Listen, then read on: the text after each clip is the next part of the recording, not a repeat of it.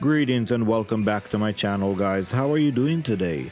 So in this video we're going to discuss the Dragon Knights of Taladas. This powerful knighthood comes from the people of the Conquered Lands, which is a province in the Imperial League. Now originally the first Dragon Knights dwelled in the rocky caverns where the Orthlorx dragons used to lair. However, as their numbers grew, the knights started building dwellings and settlements next to the lairs, turning small towns into huge walled settlements, which the largest is named Karendon, and most of the knighthood resides within the Conquered Lands in these settlements. However, there are some isolated members who are located all across Taladas. Not like some of the knighthoods on Ansalon, the Dragon Knights accept both female and male knights into their order. Now the knights live by a strict code of honor, never giving their word to anyone lightly, and they will give their lives following an honorable path.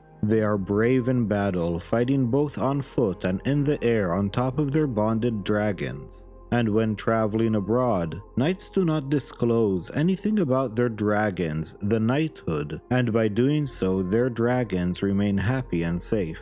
Dragons and knights are only paired through mutual agreement from each party, making sure that the pair is well suited for each other. And once paired, the dragon and knight remain together until either of them is killed or dies of old age. Once this occurs, a mourning period of several months is normally conducted before a knight or a dragon will take on another partner.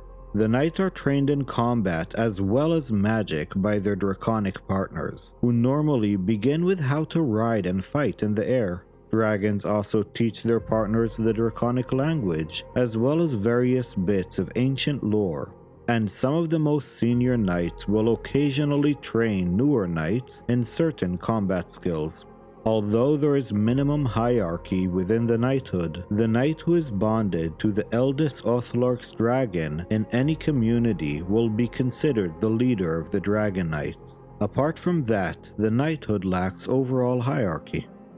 Now the knighthood started with Torlok Half-Elven, who is acknowledged as the first Dragon Knight and the founder of the knighthood. In the early part of the Age of Despair, Torlok was a skilled fighter and wielder of magic, who was also something of a scholar. He was fascinated with the dragons and went in search of the copper dragons of the Conquered Lands, which he believed were still around in the area. And sure enough, eventually he came across the lair of the copper dragon Duranok, who found the half-elf amusing, but did not want to let him go free in case he would reveal the location of the dragon's lair, which Torlok was happy to stay with the dragon and learn more about him and his culture. Over time, the two became friends, and after a year together, Duranok already trusted Torlok implicitly and told him that he was free to leave whenever he pleased. Torlok refused and